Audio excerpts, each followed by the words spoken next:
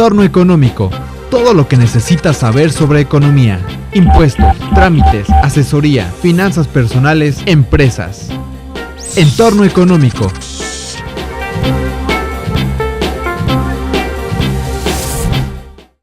Bienvenidos a este programa, les saludo con gusto. Puntos finos de los comprobantes fiscales digitales. Este es el tema de moda en este periodo en nuestro país, porque están a punto de entrar en vigor algunos cambios que ya hemos venido esperando. Tenemos como invitado para que nos hable de este tema al maestro en fiscal Manuel Mata Rubio. Él es miembro de la Comisión Fiscal del Colegio de Contadores Públicos de Michoacán. Bienvenido, maestro. Hola, con mucho gusto y gracias por la invitación. Gracias por estar aquí. A sus órdenes. Gracias, contador. Y precisamente, ¿cuáles serían los principales comprobantes fiscales de los que estamos hablando en este día? Muy bien, es interesante porque la autoridad lanza una serie de comprobantes fiscales. Ha interpuesto uno más, que es el comprobante fiscal de traslados, pero aunado a este tenemos el comprobante fiscal de ingresos, el comprobante fiscal de egresos, el comúnmente conocido como nota de crédito. De repente en los foros todavía seguimos hablando de notas de créditos, mercantilmente hablando es muy válido hablar de notas de crédito. Tenemos también el comprobante fiscal de nóminas, el comprobante fiscal de retenciones, ¿sí?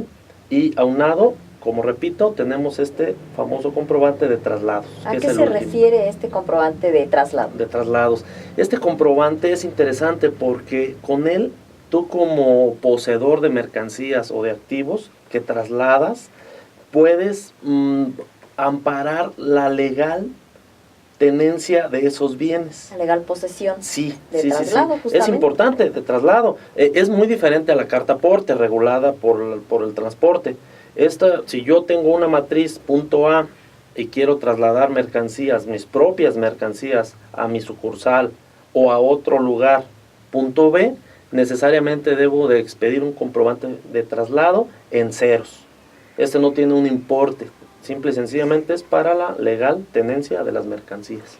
¿Y en qué consiste el procedimiento de la facturación de anticipos?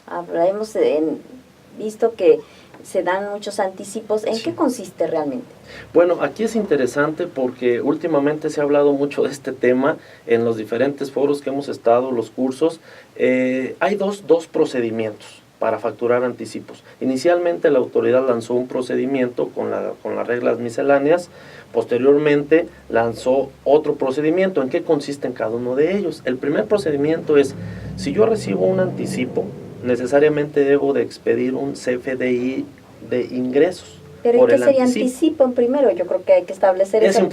Es importante. Aquí anticipo, la ley te define que va a considerarse anticipo cuando tú no conoces la cosa, el precio o la cantidad, o cuando no conoces cualquiera de estos tres elementos, cosa, precio y cantidad.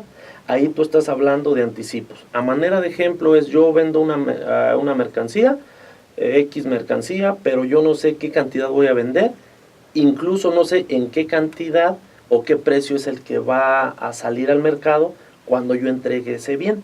Entonces, para proteger la compra, mi cliente me dice, te voy a dar 10,000, 20,000 pesos de anticipo por ese solo depósito que me expida mi cliente, y yo al momento de meterlo al banco ya debo de expedir un CFDI de anticipo.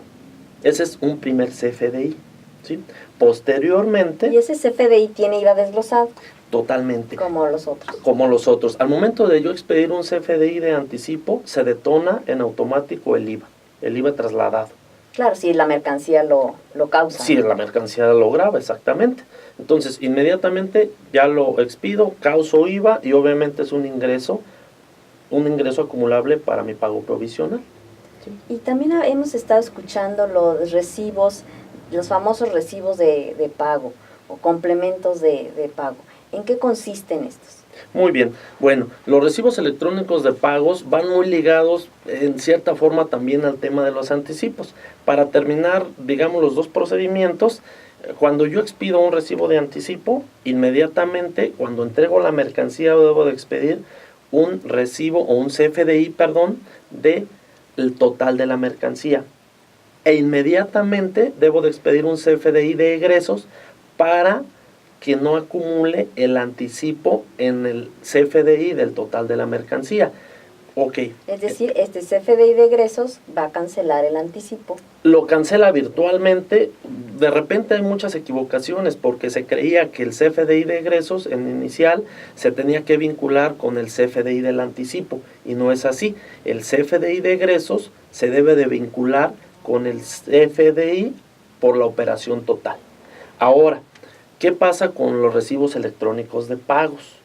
Los recibos electrónicos de pagos se emiten cuando yo vendo a crédito, por cualquier operación a crédito. Únicamente con operaciones a crédito. Únicamente. ¿Y qué es esto? Cuando yo vendo a crédito, me pagan por dos vías, ya sea en pago en parcialidades o en pago diferido.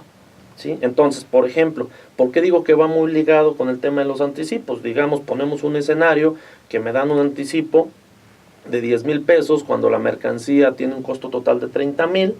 Yo al momento de entregar la mercancía emito otro CFDI por el valor de los 30,000 pesos y aunado a este CFDI de los 30,000 pesos, si me pagan totalmente la mercancía, se acaba el tema con el CFDI de egresos y se cierra la operación.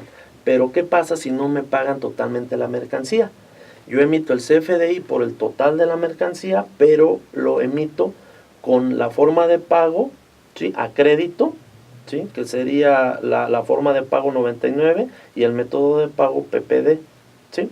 Entonces, posteriormente, yo cuando reciba el pago, debo de expedir un recibo electrónico de pago cada vez que me vaya pagando mi cliente. ¿Cuándo entra en vigor este recibo electrónico de pago? Pues ya estamos en vísperas, el 1 de septiembre.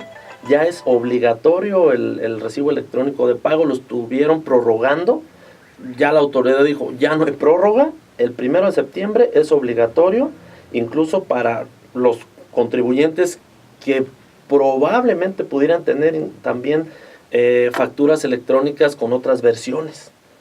A partir del 1 de septiembre, recibo electrónico de pagos es obligatorio, ¿sí? Aquí es importante acotar una cosa. Se cambia estructuralmente la manera de contabilizar y administrativamente el control interno en las empresas. ¿Por qué? Recordando que cuando yo contabilizo un CFDI por una compra, por un gasto, debo de subir el XML a mi contabilidad, ¿sí? Entonces, también cuando yo haga un pago, debo de tener el cuidado de subir ese CFDI o ese recibo electrónico de pagos, ¿sí?, a la contabilidad. A la póliza donde se registra el pago. Exactamente, hay que tener mucho cuidado, hay que cambiar estructuralmente la forma de contabilizar. ¿Y este recibo electrónico de pago se puede emitir por varias facturas que nos paguen? Es decir, me pagan en una sola exhibición o en dos, pero en ese pago incluye varias facturas. Sí se puede emitir. Aquí la legislación te da esa opción. En primer lugar, tú debes de expedir un recibo electrónico de pagos por una sola factura. Así te dice. O te da la posibilidad de que si te pagan varias facturas, pero es importante que sean de un mismo cliente, obviamente, y en el mismo mes. Esta es la peculiaridad. Oye, yo tengo 3 facturas en el mes de septiembre que me las cubren con un depósito.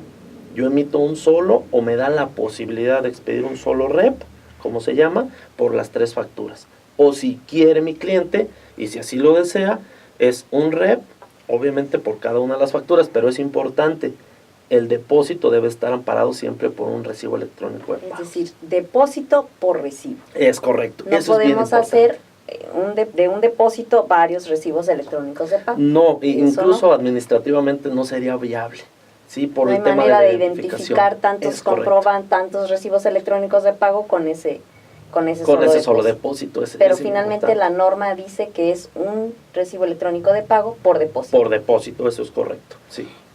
Respecto al nuevo esquema, bueno, antes, yo creo que es importante que mencionemos que este recibo electrónico de pago tiene también un periodo para poder ser emitido.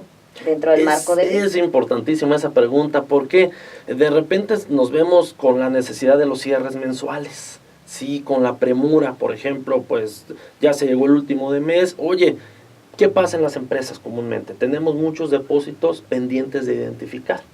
Sí, oye, pues tengo X cantidad de depósitos, no sé de qué clientes son de algún cliente necesariamente. La legislación me da 10 días naturales después de que se termine el mes.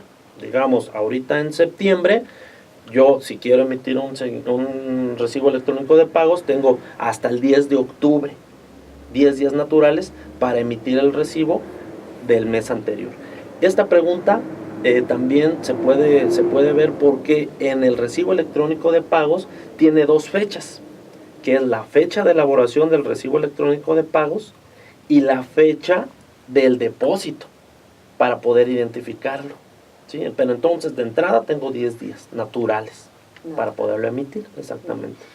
Ahora hablemos de la famosa cancelación, del nuevo método de cancelación de comprobantes fiscales. ¿En qué consiste?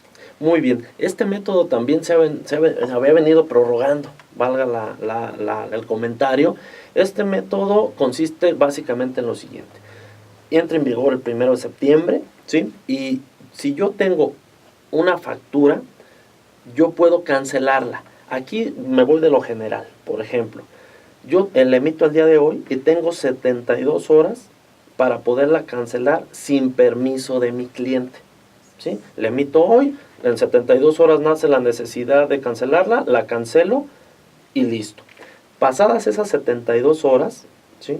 La factura electrónica yo necesariamente debo de enviar un aviso por medio del buzón tributario al receptor de la factura, o sea, al cliente que tengo, para que mi cliente a la vez tenga 72 horas para decidir si acepta o rechaza la solicitud de cancelación de la factura. Exactamente. Y justamente el cliente o bueno, la persona que está solicitando que cancelar la factura, yo emití una factura y le voy a solicitar a él que se la emití, cancelarla.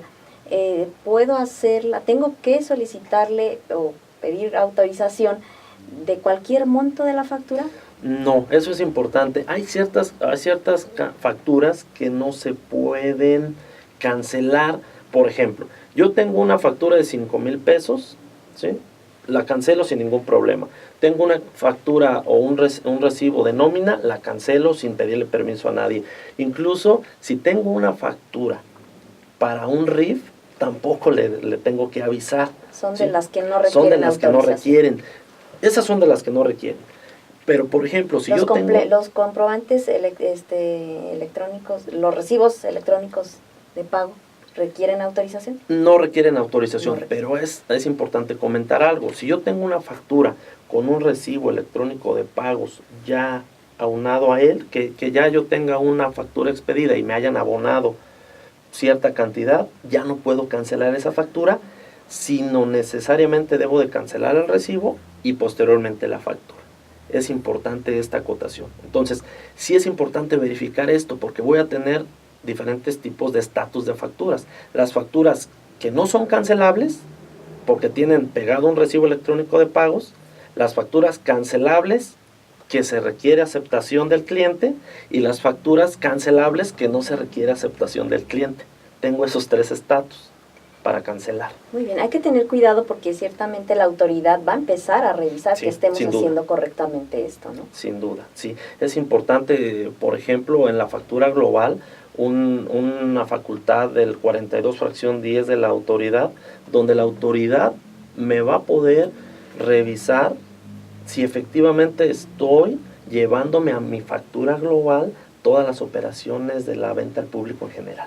¿Y ya hay un monto por la sanción de haber incumplido estas nuevas reglas? Sí, los montos incluso están regulados, que van desde los 1,000 pesos, inclusive se pueden elevar hasta los 60, 70 mil pesos por no emitir algún recibo electrónico de pagos, por no emitir alguna factura electrónica. ¿Y es por recibo electrónico de pago? Sí, es por recibo electrónico de pagos. Los recibos electrónicos de pagos, dependiendo del contribuyente, pueden ir desde 1,000 y fracción hasta los 69,000 pesos. Es fuerte la sanción porque es por recibo electrónico. Es por recibo electrónico de pagos. Debemos tener mucho cuidado, porque si yo no quiero emitir un recibo electrónico de pagos, viene muy fuerte la sanción.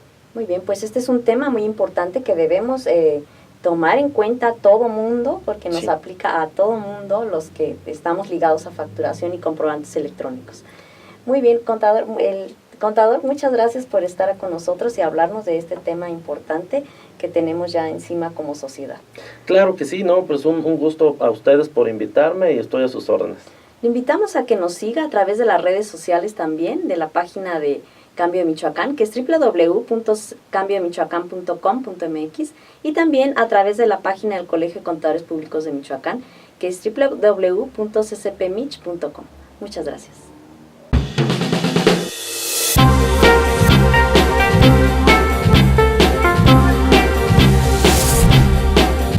Entorno económico. Todo lo que necesitas saber sobre economía, impuestos, trámites, asesoría, finanzas personales, empresas. Entorno económico.